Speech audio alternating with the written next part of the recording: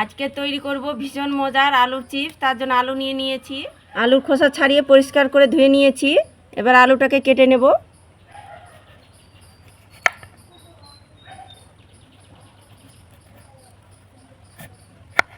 আলুটাকে চৌকো শেপ করে কেটে নেব।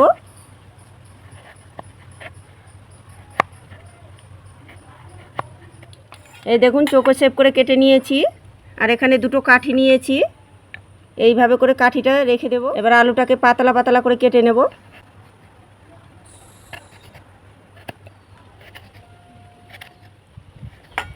এই দেখুন এভাবে করে কেটে নিয়েছি।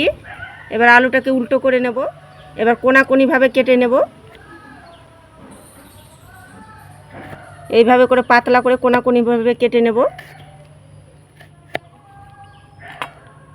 এই দেখুন কেটে নিয়েছি। থালার মধ্যে কিছুটা পরিমাণে জল নিয়ে নিয়েছি। হাফ চামচ দিয়ে দেবো লবণ। একটু জলটা গুলিয়ে নেব। কেটে রাখা আলুগুলো দিয়ে দেবো জলের মধ্যে। লবণ জলের মধ্যে ডুবে রেখে দেবো 5 মিনিট। লবণ জলে কিন্তু আলুটা ডুবিয়ে রেখেছিলাম, জল পাল্টিয়ে খুব ভালো করে ধুয়ে নিয়েছি। এবার সুতির কাপড় দিয়ে ভালো করে মুছে নেব, যেন আলুর মধ্যে জল ভাবটা যেন না থাকে। এবার আমি আলু চিপসগুলো ভেজে নেব। তেলের মধ্যে ছেড়ে দেব। দুটো কাঠি নিয়েছি, এই কাঠিগুলো দিয়ে এইভাবে করে একটু লম্বা করে নেব। উল্টে পাল্টে ভেজে নিতে হবে। ভেজে নিয়েছি, এবার তেল ঝরিয়ে তুলে নেব। সবগুলো ভেজে নিয়েছি। দেব লবণ, দিয়ে দেবো লাল লঙ্কার গুঁড়ো। তৈরি হয়ে গেলো আমার ভীষণ মজার চিপস। এই দেখুন।